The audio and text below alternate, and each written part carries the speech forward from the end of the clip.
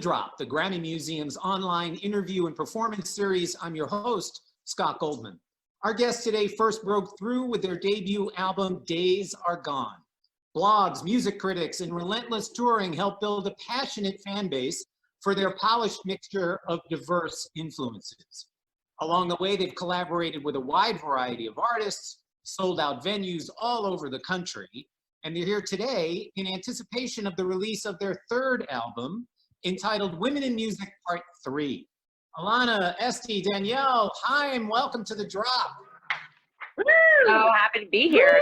Great. Cool. Well, we're excited to have you. Before we even talk about music, Alana, how are you guys doing with quarantine? I mean, taking it day by day. That's all you can do. You got to take it day by day. Some days are up, some days are down. Some days you start embroidering everything you see. You know what I mean? That's just what you do. Yeah, I think Esty, I had one artist tell me it's like going through the various stages of grief every day. I've kind of gone slightly castaway in my quarantine. And I started painting balls to resemble Danielle and Alana. So I think that's been my journey. If you want to call that the stages of grief, then 100%. I like that. Do you get any dispensation from social isolation because you're family? Define dispensation. Well, like you know, the rules don't apply, basically. No, I think the rules, now the rules definitely don't apply as much, but when we first started quarantining, we decided to be super stringent about quarantine because I'm a type 1 diabetic. Yes. And my sisters and I made the collective decision to just kind of really stick to staying at home and self-isolating. And the first month was really trying, I think, on all of our mental stability. Again, like I said, I went full Tom Hanks and Castaway. It started with me talking to myself, which is totally fine and totally normal. And I think everyone does it. But I think when it becomes answering yourself, kind of talking to yourself and like answering, like saying, like, do I have a smoothie today? No, dude, a smoothie will send your blood sugar like off the rails. You don't want to do that. You know what, you're totally right.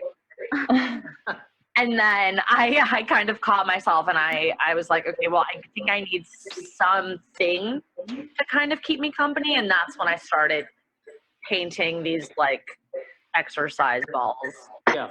Well, and I'm gonna spin right off of exercise balls to okay, Danielle, whose idea were the Zoom dance classes? You know, that was all of us. I want to take credit for that because I was like, take credit. I was definitely like a huge proponent of, especially growing up, I was always the one choreographing dances and wrangling Danielle and Alana and forcing them to dance with me. And I feel like that's kind of translated into our 20s and 30s. And here we are now doing Zoom dance classes. I think the thing is we've really tried to come up with really unique ways to promote this album that's about to come out. And we've been asked by our fans for years to kind of give these tutorials of these dances that we do in our music videos. And so we've never done it before. So we thought, you know what, why don't we everyone's doing Zoom. So let's why not? Classes. And it's been great because like it's a thousand caps. So like, you know, they get filled up really quickly and it's just amazing to see that like thousands of people from all around the world tuning in, you know? Do you have lesson plans for people? Are you going over the routines you've done in other videos? We are not good teachers when it comes to Speak for yourself. I think it really is just something, for us and for our fans, just to do something fun. It's really, we don't take ourselves seriously ever. And I think this dance class, we really just have a laugh and have a good time. It's really fun. Yeah, I love it. I think it's fantastic. And particularly, I'm really enamored of the video for "I Know Alone." Oh, thank you. All of the appropriate social distancing. Well done there. Thank you. But clearly, you wrote this song before the pandemic, Yes. And yet, Yes. and yet now it's very oddly, you know, of the moment. I'm wondering what kind of feedback are you getting from people about the song? That we're clairvoyant. That we're witches and we're clairvoyant. I don't know, Danielle, I feel like you can kind of, I mean, this song was pretty much written, you know, when Danielle was kind of going through a dark time, but I feel like Danielle can probably speak. Yeah, I mean, when I wrote the song, it was a time where we had just come off tour. I mean, we've been touring solidly for 8 years since before we got signed. And so, you know, I feel like this was the ultimate off tour, you know, like dealing with things that you kind of didn't really want to deal with and were maybe running away from when you were, you know, touring the world. And yeah, so it's a song about isolation and feeling isolated and, you know, kind of feeling like you're the most alone, you know, alone like no one else does. And that's the line. And that's the first line we wrote when we were in the studio together. It was the three of us writing the song in the winter of 2018. I think so. Dates also, we're very bad with dates. Yeah. But now, you know, it's weird. Yeah, this was always supposed to be the next song that came out after our song The Steps because we loved it so much. But how everything lined up was really wild. And I kind of saw it as, you know, that line, I know alone like no one else does.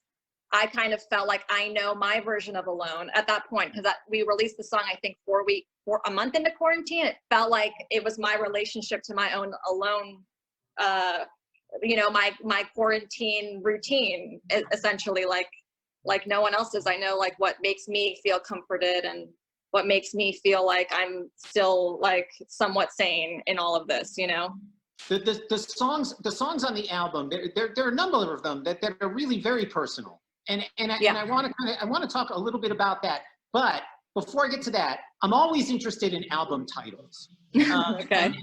And this one in particular, I mean, you know, it's sort of plainly self-evident, but I'm wondering if by naming it Women in Music Part 3, whether it changed the conversation for you about women in music.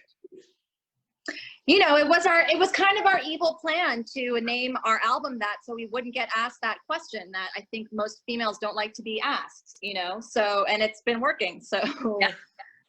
And I hope it doesn't work just for us. And I just fell right into the trap, so hey. Yeah, there you go. But I think the hope is that we don't get asked it, but that it also will help other women not get asked that question. Right. You know, it needs to stop. So I do want to talk about some of the songs and for instance, I Know Alone or now I'm spacing on names. Hallelujah. I suspect there's an unexpected quality to these songs, and I'm wondering what and Alana, you can speak to this. What was the mindset as you guys were writing some of these songs? I mean, I really think it really comes into play is feeling confident. I mean, this is our third record. This is our third time around the sun. And we really did go into this record feeling the most confident that we ever have been in the studio. And I think we all collectively really wanted to get super personal. I mean, we've always gotten personal on our records, but this one specifically, I think we had the confidence to really open up and talk about things that we've never really talked about. Yeah, especially like on Hallelujah. Hallelujah is like a really big one for us. And that was an amazing experience to write, but also putting it out and having other people kind of hear our stories it felt a little naked to me. I was like, wow, like there's a part of my life that has been opened up that I don't really talk about often. But yeah, I think originally that song for us, you know, we've always wanted to write a song about being sisters. I think that's always kind of been on our like minds. Like, how do we write a song about being sisters without it sounding totally like not cringy or, you know what I mean? And sure. I think when we wrote that line, why me, how'd I get this hallelujah? I think that's when it was like, okay, this is a good angle. And you know, my verse speaks to that. My verse speaks to being sisters and being thankful that we get to be in this crazy business together. And you know, and I think, and Alana and Este's verses both speak to something that's super personal to them.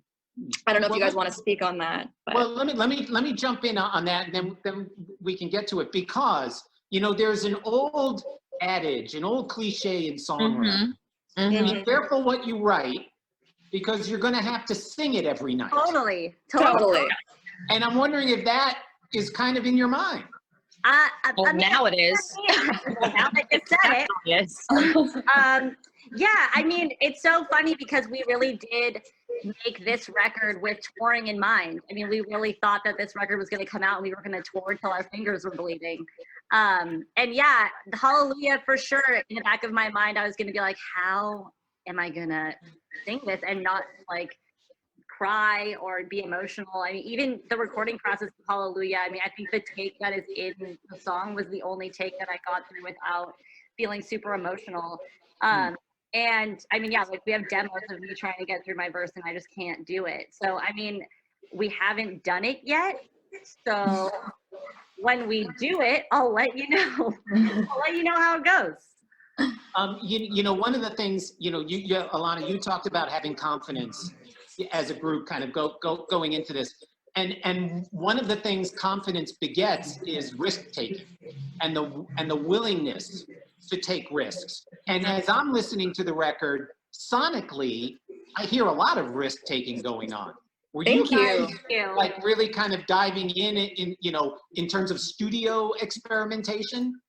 Yes, 100%. And that's something that we take very seriously, and we always just want to learn tricks in the studio. That's something that we like, production value. That is something that we've always been obsessed with. And the thing that still, to me, I always feel like what we wanted a lot of the songs to sound like was, you were in the control, and not in the control room, in the live room with us, and you could really, we wanted to sound like the drum set was right there, and use a lot of room mics. And I think for a lot of the songs, we were really inspired by kind of 90s, some 90s records. I mean, Bonnie Raitt was like a huge, I mean, that was, I think Nick of Time was in 1989, but Bonnie Raitt, that's like our mom's favorite artist. And that album was all like on repeat in our house. So that was like a huge inspiration. Don was, like the way that he can really make something sound so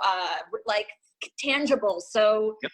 Like that you're in the room, that's a lot of what we wanted the record to sound like. Yeah, I know that just listening to I Know Alone, just going back to that again. That's on a different yeah.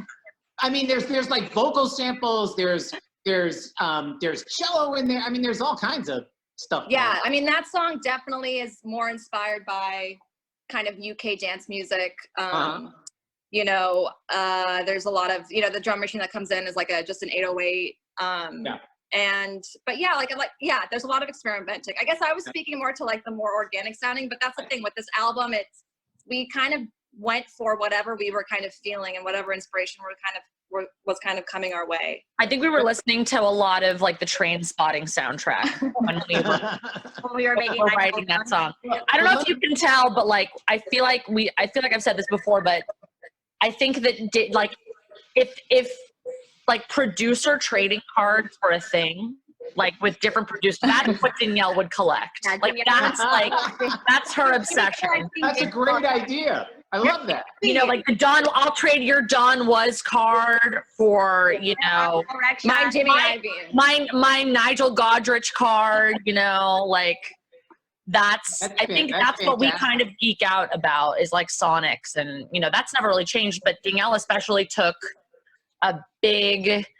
had like a really, really heavy hand in the production. She's had a heavy hand in all of our records, but I think especially in this one, I think like Alana said, with confidence, comes this kind of responsibility, and she's really slid into, I think, her own when it comes to production. And it was really fun for Alana and I to see that and see her really like own it and like sit in it. You know what I mean? Well, those playing cards have paid off. I love the playing card thing. I'm writing this down as something to do later. It's a Shark Tank idea. Don't worry. Like we'll split it 50-50. Love it. But Danielle, so back to production a little bit. given technology today, Yes.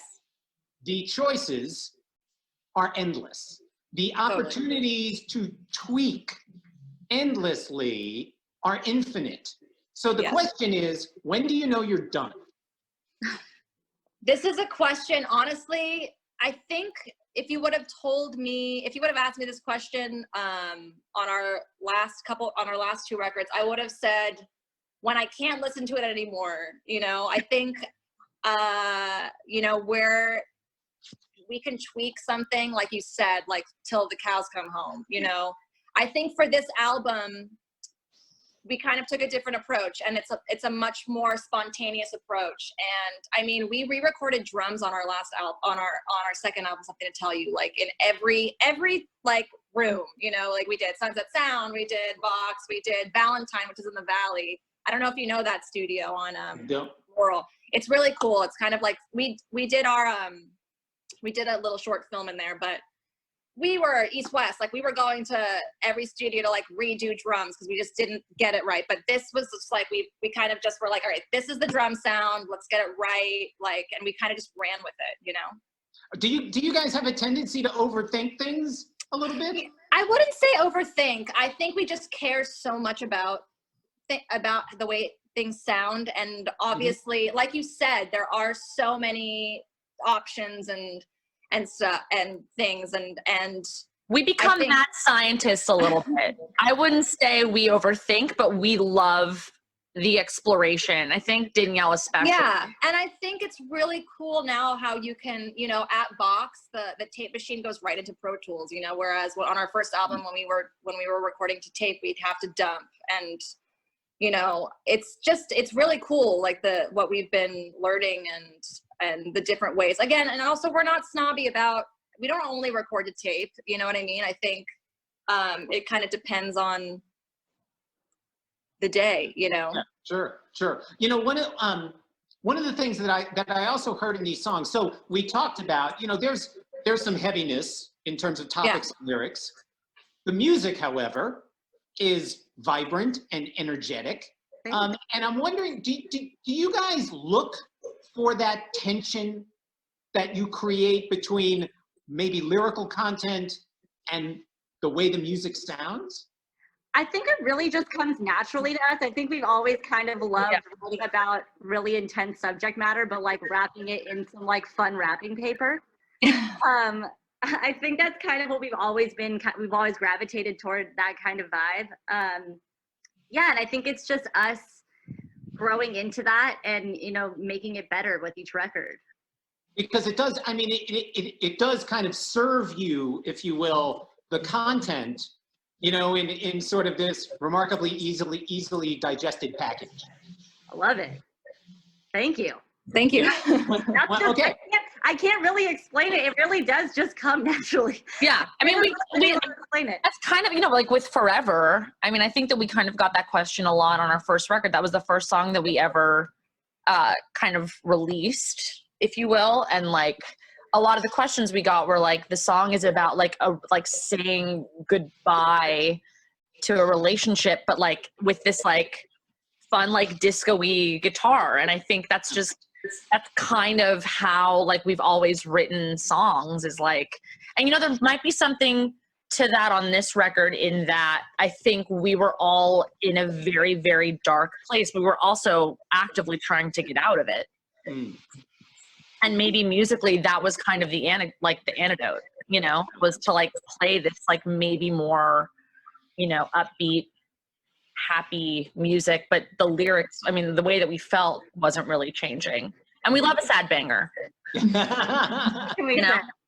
Danielle, you as we've been discussing, you co-produced this record with Ariel and Rostam. Yes. Was there a division of labor? How did that collaboration work? Honestly, it was super like, what is it called? Sorry, I'm just blanking right now. Symbiotic? What? Symbiotic? You say romantic? No, organic. Oh, I was like, it was organic. It was. Well, organic. it could have been romantic too. I wasn't there, so I can't say. It was organic, yes, and we feel so lucky that we get to work with Rostam and Ariel. We're huge fans of what they've done, you know, in their own right, production wise. I mean, you know, our favorite, I mean, I always say that, I can't remember if I mentioned this, like when we did our talk in 2015, but like, you know, when I would look up my producer cards, and I, you know, I saw, when I heard the song Climax by Usher, I like freaked out, and I was like, who produced this? This is like an amazing song.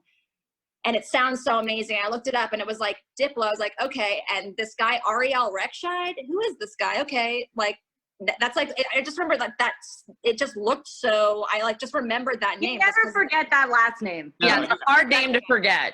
Yeah. And then I think it was a couple months later that I heard a Cass McComb song called County Line, who's, you know, an Love amazing that song. Song is amazing. That's a good song. Song is Love that amazing. song. Song's amazing. I did the same thing. I said, okay, who produced this? And I looked it up and I was like, wait, I think that's the same name. Rechtshaid, no. Climax and County Line, like, couldn't be on the opposite ends of the spectrum. And that's what made me, obviously, like, he was the first producer on our list when we were coming up with a dream list for our first album. And you know, he's also always in and out of different kind of genres, always knows how to record a band so amazingly, but also like is so good in the box. And Rostam too is like, you know, we're such huge Vampire Weekend fans. The Claro record that he did is amazing. We've just always been such the Discovery, like his own band. Again, sonically just so different. And every time I hear super unique. Super unique. And every time I hear a Rostam production, I'm always like, oh, like, how did you think of that? You know, so having them too is like, we're so lucky. Yeah. So what's, Alana, I'll ask this of you. What's the songwriting process for you? I read that the idea for Summer Girl was actually on Danielle's phone. Yes. Do you guys each save up ideas and sort of bring them in? Oh yeah. I mean, talk to any songwriter, I feel like you know that like your voice notes like app is like filled with like idea 1, like maybe cool 2. Look at this in a week, like all the different ideas. Yeah, I mean, Summer Girl was on Danielle, speaking for Danielle, gets amazing ideas on airplanes right before we. Like right as we're taking off. Like right as we're taking off, she'll be like, oh, and then like she'll have her like earphones in and like be like speaking into the microphone and like there she goes. And also there's this studio in Burbank called Heavy Duty Studio where we wrote the bulk of our first record and a little bit of our second record, but there's this one room in there that I don't know, it's literally like a concrete box. There's a box with no windows. There's no vibe. There's no vibe. There's like, it really is just a box. I mean, it's a cool room, but there's like, it's really just a room. And I don't know what it is about this room. I mean, I'm kind of scared to even talk about it because maybe people are going to start going, but it really does. It sparks so much inspiration. And a lot of the songs that we wrote, like Hallelujah was written there. We have another Los Angeles was written there. I mean, the bulk of this record was written in this one room, and it really was just like us with Danielle's garage band open, and we just kind of like, we really try not to be hard on ourselves when we're writing songs. I mean, it really is, we talk about it all the time, it is a muscle. Like you have to, you know, really flex that muscle and just keep going. And I mean, the amount of songs that we wrote for this record that didn't make any, we wrote countless amounts of songs. And just, there's some things that just never work out, and there's some things that do. And really being okay with just being like, okay, we're gonna write not a whole song, because it's really daunting. It's like, I mean, in any medium of art, like with either like writing a script or painting a canvas, like you're looking at a blank page of paper, you're looking at a blank session and being like, well, I guess, where do we begin? And it can be a very daunting process. But I think we've learned over the years that just writing like a chorus or a verse or a bridge and then just kind of letting it sit and moving on and just getting as many ideas as you can has really helped us with songwriting and just feeling okay with things. Yeah, you know, we were talking before about working with Rostam and Ariel. So much about making music is really focused on collaboration and the ability to collaborate. Now I realize there's familial ties here. But what makes you three good collaborators? Oh, wow. I mean, I really think it is not taking things too personally. I think there are times bouncing off ideas is our favorite thing to do. We really don't take, I mean, obviously there's like that one time where you're like with your journal and you're writing down like all these like words. And you're like, oh my God, it's just coming out. I just don't even know what I'm doing. And then you're like, sisters, look at my art. And you say the words and they're like, no. And you're just, but it really is just like, you have to be collaborative. I mean, there's three of us. Just in general, you have to be collaborative. And then when you add two more people, it's really nice to bounce ideas off of people that you admire. And it really just makes it fun. It's like super fun collaborating with people that you yeah. And I think finding the right collaborator, and I feel so like blessed that we've found collaborators that when we're all working together, it feels so organic. I feel like, if you would have asked us how it is to collaborate with a lot of other people, it's like, it's kind of hard for us to collaborate with people that like, we just don't work. You know what I mean? It's like, I think it is important to find your collaborator, at least for us. Like, it took a while, and, we've been in studios with other people and it hasn't worked out because we're very, opinionated. We'll say it. Opinionated. We're opinionated. The thing is we would never work with anyone that didn't let us sit in the driver's seat. I mean, this is our band, our music, and really. And sure, having been in the studio with me, we've tried some stuff with other producers, and it doesn't go that way. And it's like, okay, cool, like not for us, But let me talk. Oh, go ahead, Esty. Oh, I was gonna say, I think it also helps that I've said in interviews before, I feel like we're kind of like a three-headed hydra. And I think that when you grow up in the same household, you also, I mean, we grew up listening to the same exact music. I think we all kind of agree on what we think is cool and what we think isn't cool. And you have a sense about, kind of who you guys are. I mean, we were talking about confidence before, and it's all having a sense about who you are as artists. Yeah. You know what we want to sound like. And we know what we don't want to sound. We always have. And we always have. So let me. We got a couple more minutes here. I want to ask about videos, but in the sense of your videos are great. I mean, they're just terrific. Thank you. How much of the visual presentation are you thinking about as you're writing the songs? Oh, I mean, I think it really just comes once we with Summer Girl, which was our first song back in this Women in Music Part 3 era. We honestly, we had the skeletons of the song. It wasn't fully done yet. And we called Paul Thomas Anderson, who's like our A&R. He basically is our A&R for our record. That's pretty good. Well, because Paul is honestly truly a music fan. He is such a fan of music.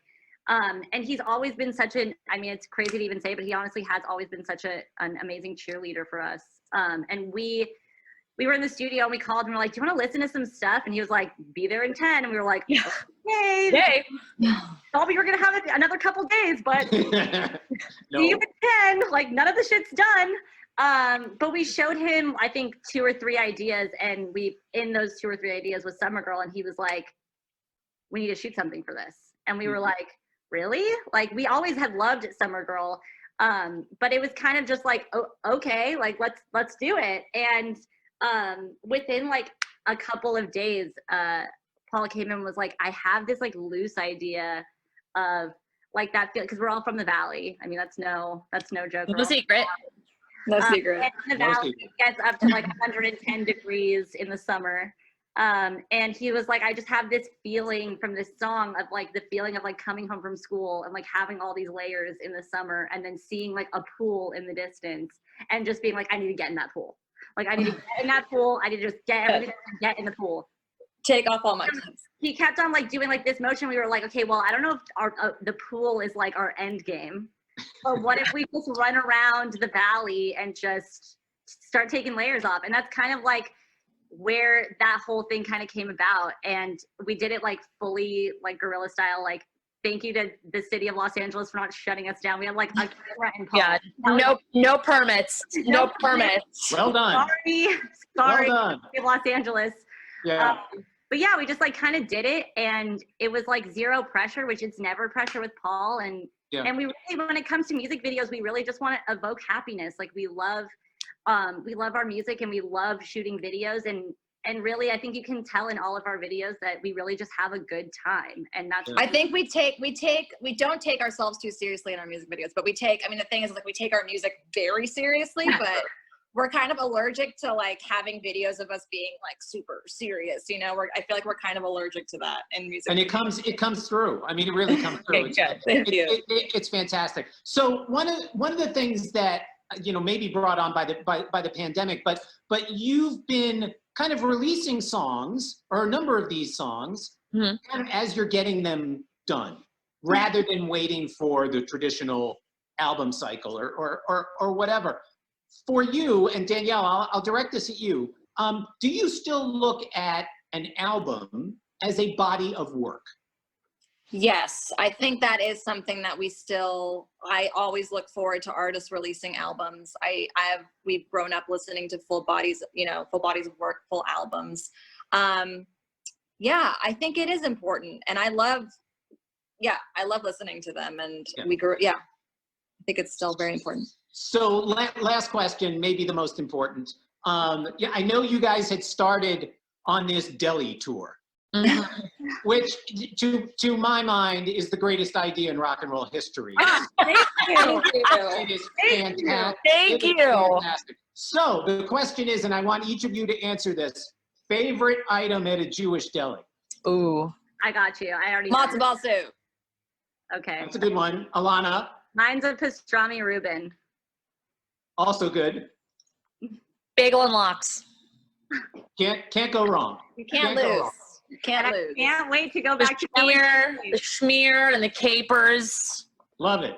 with like Love some babka. Love it. All right. Diabetic.